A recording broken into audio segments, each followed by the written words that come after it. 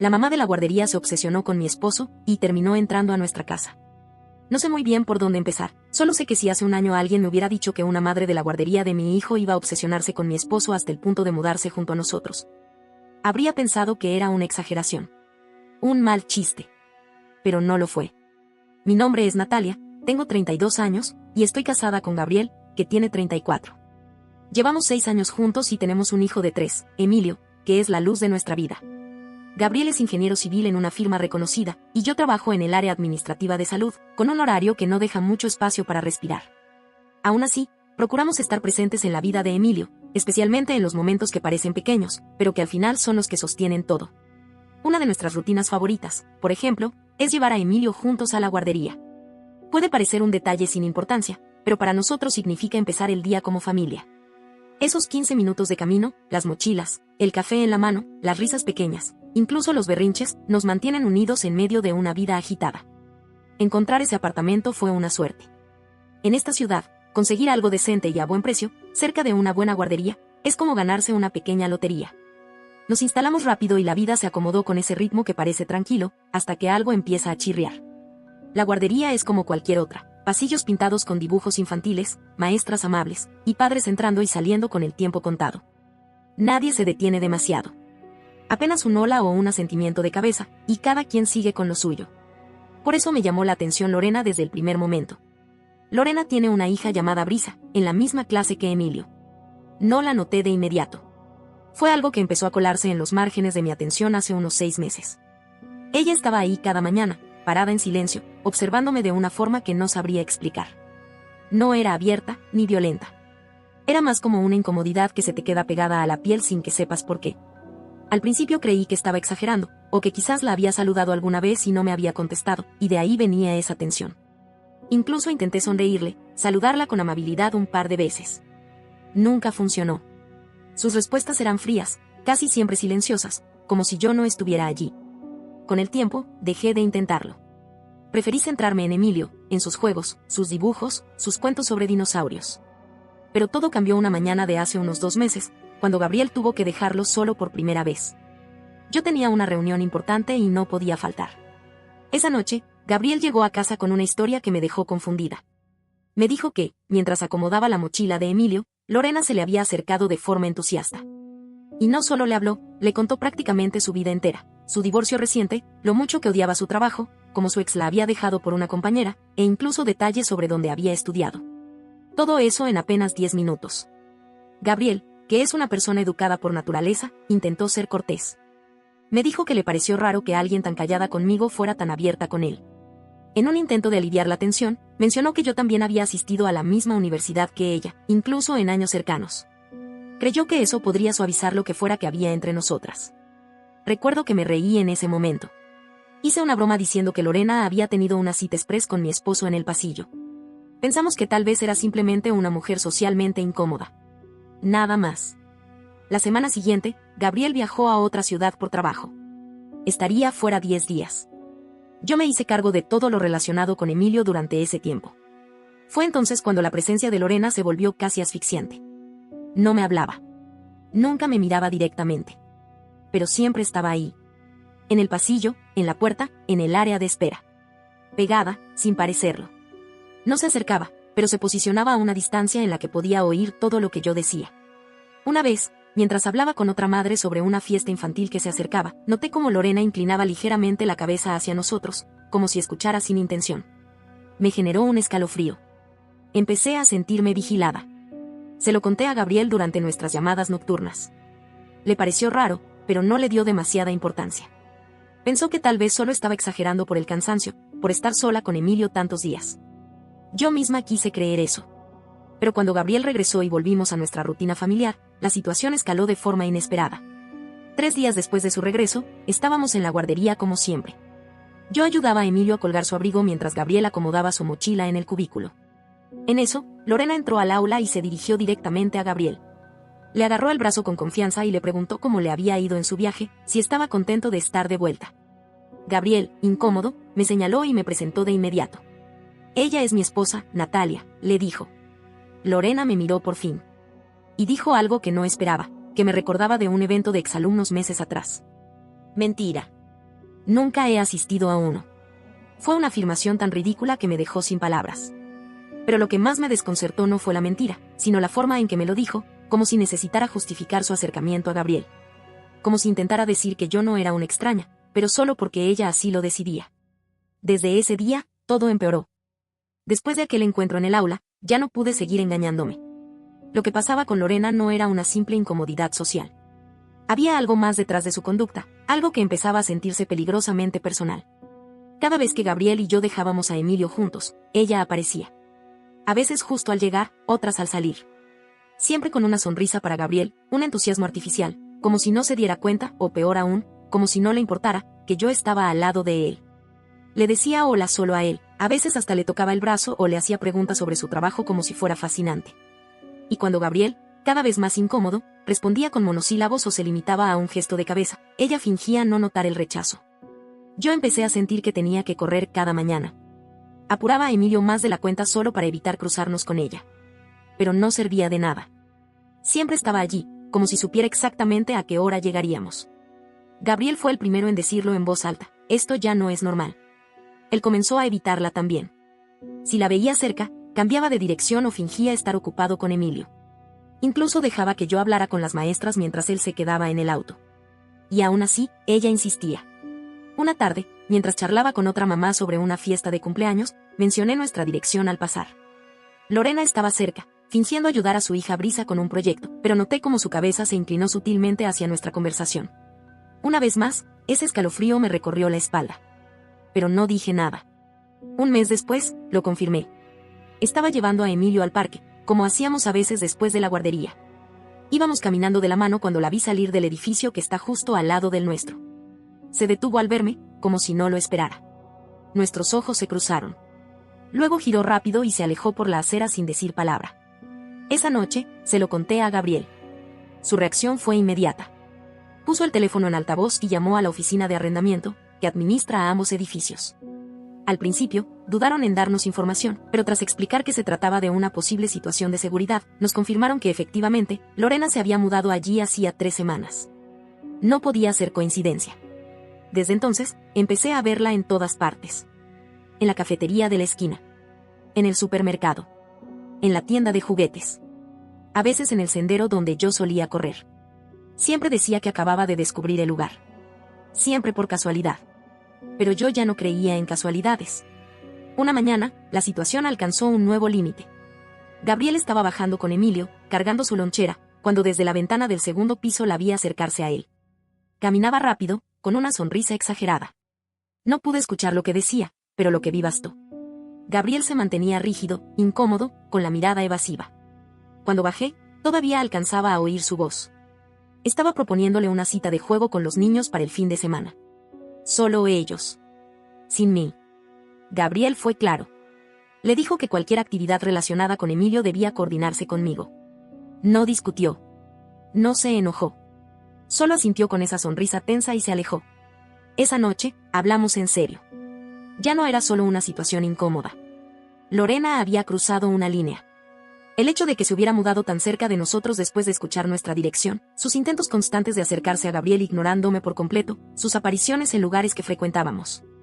Era más que una coincidencia desagradable. Era un patrón. Así que decidimos enfrentarla. Al día siguiente, cuando la vimos en la guardería, Gabriel le dijo con firmeza que yo quería hablar con ella. Ella fingió sorpresa, como si no entendiera. Entonces él añadió, con calma pero muy claro, que su comportamiento era evidente y que resultaba irrespetuoso con nuestra relación. Me acerqué y le hablé directamente. Le dije que entendía que todos los padres teníamos rutinas distintas, pero que su conducta con Gabriel, y su forma de excluirme constantemente, era inapropiada y nos estaba incomodando. Le pedí, de forma directa pero respetuosa, que mantuviera distancia. Que la guardería no era un espacio para ese tipo de dinámicas, y que nosotros queríamos proteger a nuestra familia. Su reacción fue extraña. Al principio se mostró confundida, luego dolida. Dijo que había sido un malentendido, que solo había coincidido con Gabriel caminando una vez y que eso no significaba nada. Esa noche, Gabriel me aclaró que sí había coincidido caminando con ella una cuadra una vez, pero fue por cortesía y jamás le indicó su lugar de trabajo ni se mostró interesado. Unos días después de esa confrontación, Lorena se acercó otra vez en la guardería. Esta vez, me buscó directamente. Me dijo, casi con resentimiento, que yo no debía preocuparme, que ella nunca sería mi amiga. Me quedé viéndola por unos segundos. Pensé en todas las veces que me ignoró. En cómo fingía que yo no existía mientras buscaba desesperadamente la atención de mi esposo. Y que ahora viniera a decirme que no seríamos amigas, como si eso fuera una pérdida para mí, era absurdo. Solo le respondí con una sonrisa breve, gracias por avisar. Y me alejé, dejándola allí, mirándome con incredulidad. La situación seguía siendo tensa. Lorena aún vivía al lado. Su hija seguía en la misma guardería que Emilio. Y aunque tratábamos de mantener nuestra rutina, ya nada se sentía normal. Gabriel y yo empezamos a hablar cada vez más seguido sobre la posibilidad de mudarnos. Era una idea que ya habíamos considerado antes, pero ahora empezaba a parecer urgente. Le informamos a la directora de la guardería, Lucía, lo que estaba ocurriendo. Le entregamos un registro detallado de los encuentros, las frases, las actitudes que habíamos documentado. Quedó preocupada, pero no sabía muy bien cómo actuar al respecto. Lo peor es que Emilio también empezaba a notar que algo no andaba bien. Una noche, mientras cenábamos, nos preguntó por qué la mamá de Brisa siempre parecía enojada con nosotros. Intentamos explicarle de forma simple que a veces los adultos no se entienden. Pero me dolió.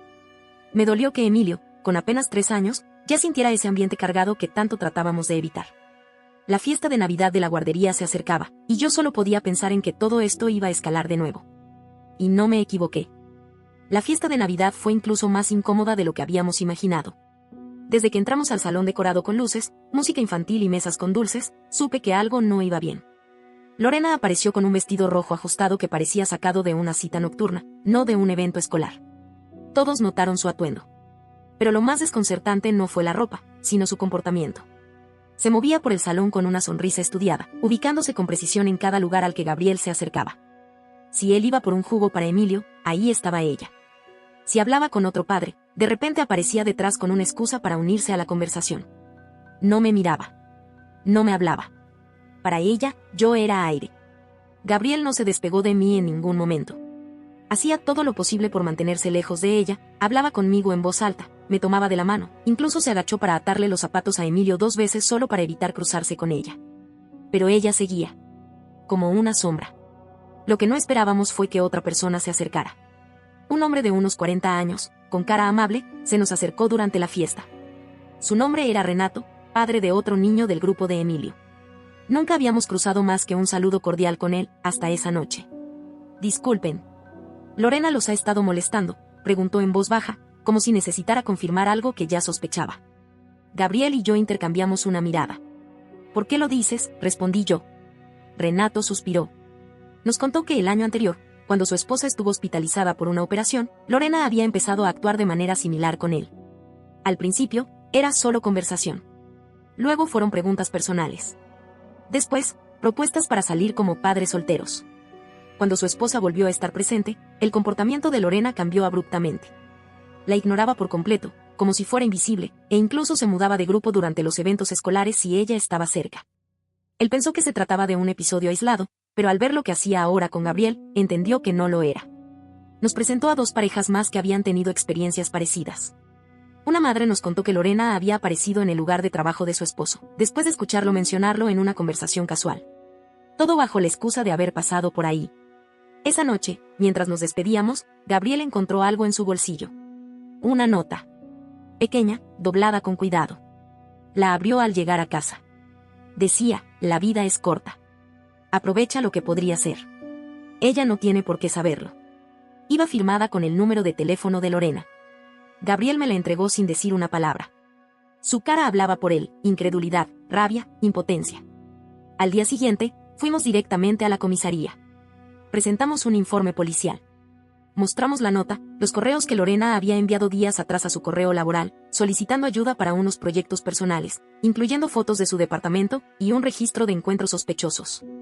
El oficial que nos atendió fue comprensivo, pero claro, su comportamiento, aunque alarmante, aún no cumplía el umbral legal de acoso según la ley del Estado.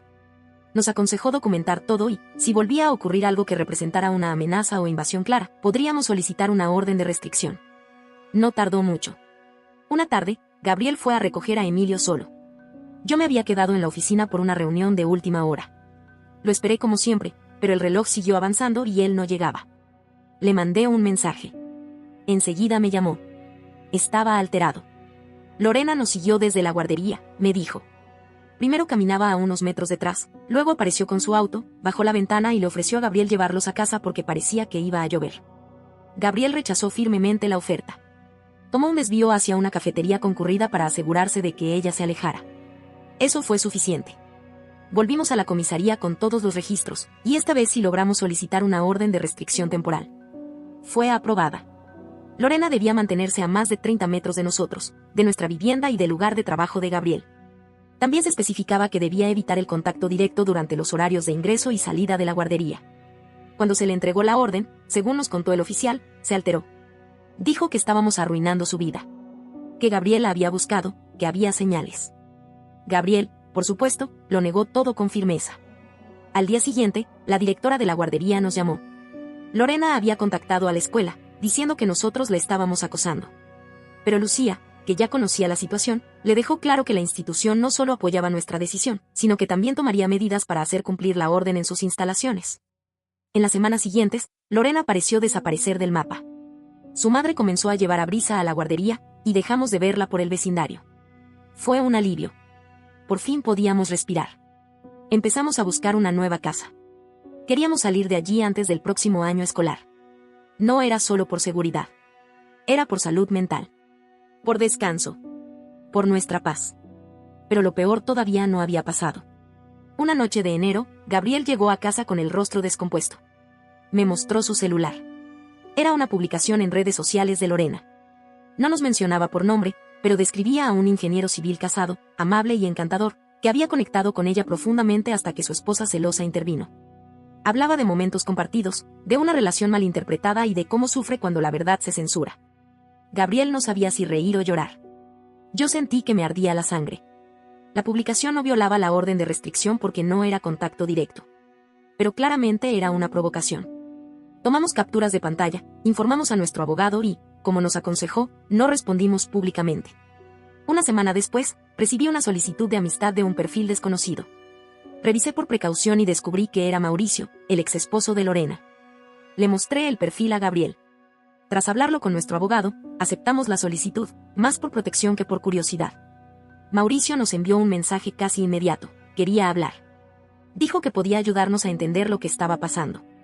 Mauricio accedió a reunirse con nosotros una tarde de sábado en una cafetería tranquila, lejos del vecindario. Era un hombre reservado, de voz serena y mirada agotada, como quien ha vivido demasiado con una verdad pesada. Nos dijo que entendía por lo que estábamos pasando, que él había vivido algo similar. Nos explicó que Lorena había mostrado este tipo de comportamiento obsesivo antes, durante su matrimonio. Al principio eran pequeñas señales, celos desproporcionados, pensamientos recurrentes sobre personas que apenas conocía. Pero con el tiempo, esos pensamientos se transformaban en creencias. Se convencía de que otros hombres estaban enamorados de ella, incluso sin una interacción previa. En su momento, pensó que era inseguridad, ansiedad o secuelas del divorcio. Hasta que un terapeuta le puso nombre a lo que enfrentaba: erotomanía. Es un trastorno psiquiátrico poco común, nos explicó, en el que la persona cree firmemente que alguien, por lo general de un estatus superior o que no le ha dado señales reales, está enamorado de ella. Lo que Lorena sentía por Gabriel no era simplemente un enamoramiento mal manejado. Era una obsesión sostenida por un delirio. Mauricio incluso compartió que, antes de divorciarse, ella había hecho lo mismo con uno de sus colegas. Se había mudado cerca de su casa, fingido encuentros accidentales, aparecido sin aviso en su oficina. Después del divorcio, la historia se repitió con otras personas, incluido su propio terapeuta. Por eso, nos dijo, su tratamiento fue suspendido por un tiempo. Ella comenzó a obsesionarse con quien intentaba ayudarla. Cuando Gabriel le preguntó si Brisa era su hija biológica, Mauricio aclaró que no. Era hija de una expareja de Lorena. Según sabía, tras la ruptura, la custodia había quedado en manos de un familiar del padre, y Lorena mantenía solo un régimen flexible de visitas. Lo que explicaba por qué, en varias ocasiones, Brisa era recogida por otras personas. Mauricio se había enterado de nuestra situación cuando Lorena lo contactó hace unas semanas, diciéndole que había tenido que mudarse porque unos vecinos celosos la habían perseguido y malinterpretado todo.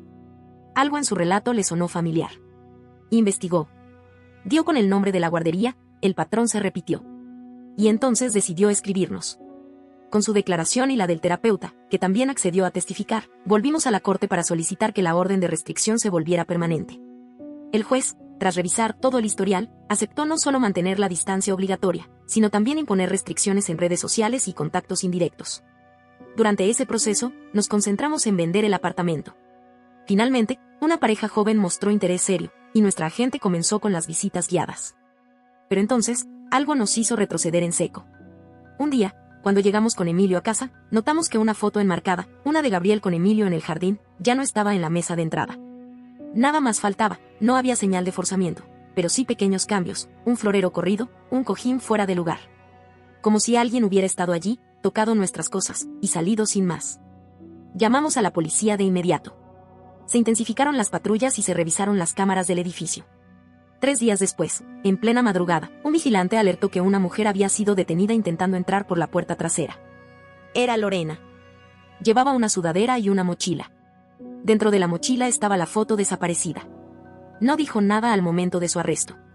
Fue acusada de violar la orden de restricción y de intento de ingreso ilegal.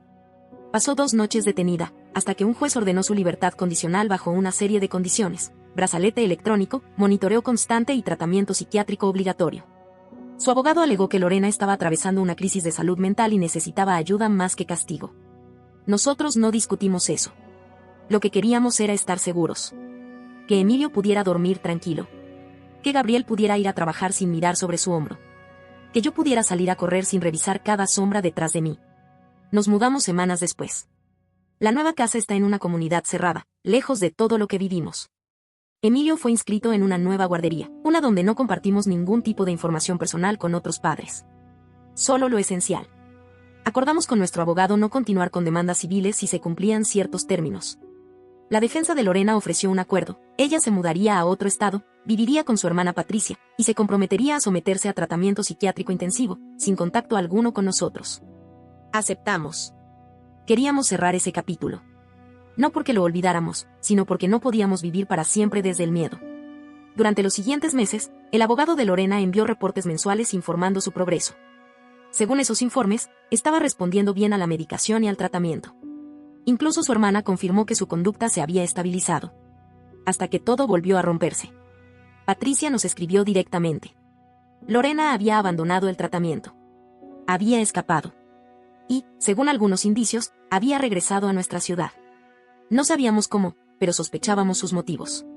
Una vecina del edificio anterior, una que no estaba al tanto de toda la historia, nos escribió para decir que alguien que se parecía mucho a Lorena había estado preguntando por nosotros. Nadie le dio información. Poco después, un guardia de seguridad en la oficina de Gabriel avisó que una mujer estuvo merodeando la entrada durante casi 1 hora.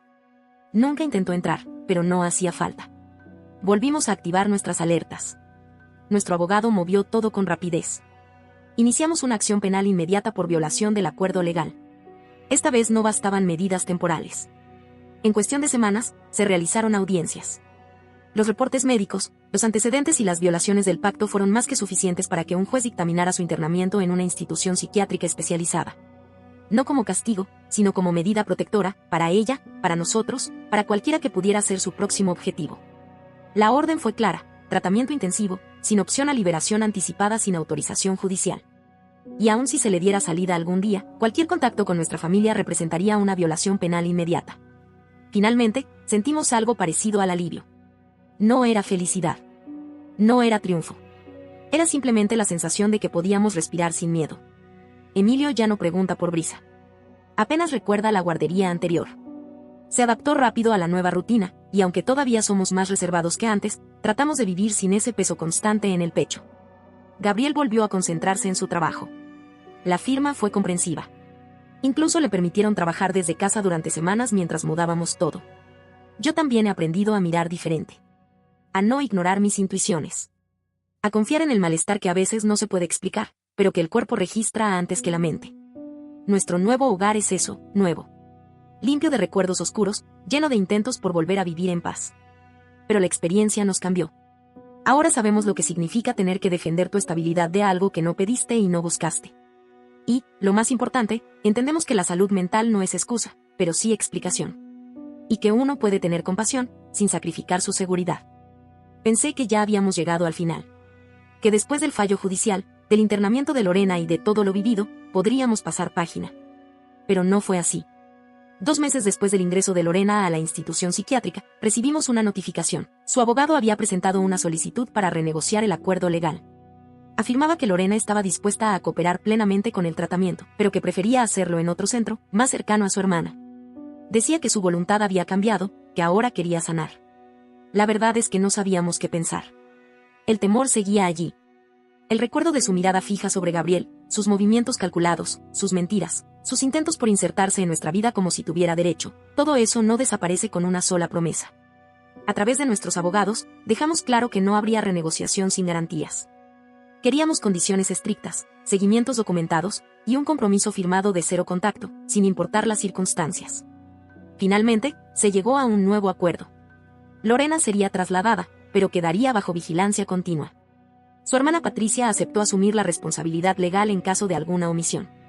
Las condiciones se mantenían, sin redes sociales, sin mención alguna a nosotros, sin vínculos. Nada. Absoluto silencio. Y así han pasado 5 meses. Nuestro abogado recibe actualizaciones periódicas. Nos enteramos de que Lorena ha respondido mejor al tratamiento en esta nueva fase. Su diagnóstico fue ampliado, además de erotomanía, también padece un trastorno límite de la personalidad, con episodios de disociación. No hay cura rápida, solo acompañamiento constante, medicación y estructura. No sentimos alegría por eso. Lo que sentimos es una mezcla de alivio y precaución. La mente humana es compleja. No todo es blanco o negro. Uno puede sentir lástima y, al mismo tiempo, protegerse. Uno puede desearle el bien a alguien, desde muy lejos. Nuestra casa, ahora, es un refugio. Literal y emocionalmente. Vivimos en una zona tranquila, con buena seguridad, sin vecinos cercanos que conozcan más de lo necesario. Emilio está feliz en su nueva guardería. Hace dibujos con sus nuevos amigos, cuenta historias que ya no incluyen nombres que nos incomoden. Él se adaptó mejor que nosotros. Gabriel volvió a ir presencialmente a su trabajo, aunque con nuevas precauciones. La empresa instaló cámaras adicionales y el acceso al edificio es ahora más controlado. Sus colegas fueron un gran apoyo durante todo el proceso. Lo trataron con respeto, sin chismes ni morbo. Yo también volví a dormir con más calma. No siempre. Pero al menos ya no me despierto sobresaltada cada vez que oigo pasos en el pasillo. Aprendí a relajar el cuerpo, a respirar sin miedo. Todavía me cuesta hablar del tema con naturalidad. Pero escribiéndolo, logré entenderlo mejor. Tuvimos un pequeño susto hace unas semanas. Una mujer con el mismo tipo de corte de cabello y con textura que Lorena apareció cerca de la nueva guardería de Emilio. Una madre la confundió con ella y nos avisó. Pero tras revisar las cámaras de seguridad, confirmamos que no era ella. Aún así, el corazón se me detuvo por unos segundos. Así de marcado queda el miedo. La policía mantiene una comunicación ocasional con nosotros. Nos han recomendado seguir documentando cualquier evento inusual, aunque hasta ahora no ha habido incidentes. Lo que sí recibimos fue una carta oficial del abogado de Lorena. No era una amenaza, ni un nuevo reclamo. Era simplemente una notificación legal de cumplimiento. Confirmaba que Lorena estaba asistiendo a sus sesiones, que no ha intentado contactarnos, y que seguirá bajo tratamiento obligatorio al menos por 2 años más, hasta que un juez determine otra cosa. Esa carta me hizo llorar. No de tristeza, ni de alegría, sino de agotamiento. Me di cuenta de cuánto habíamos contenido. Cuánto habíamos tenido que sacrificar para proteger nuestra tranquilidad. Nuestra vida se dividió en un antes y un después. En la familia que éramos, y la familia que aprendimos a ser después de Lorena. Emilio ya no pregunta por Brisa. No recuerda mucho. A veces menciona cosas de la guardería anterior, como el rincón de lectura o una canción que le gustaba. Pero Lorena no aparece en sus recuerdos. Y por ahora, eso es un regalo. A quienes estén pasando por una situación parecida, sea con un vecino, un compañero de trabajo, o alguien que se obsesiona con su pareja sin razón aparente, les digo lo mismo que me repito a mí misma cada día. Confíen en su instinto. Documenten todo. Hablen. No normalicen el miedo. No subestimen lo que su cuerpo les está gritando. Nadie está obligado a soportar el acoso disfrazado de cortesía.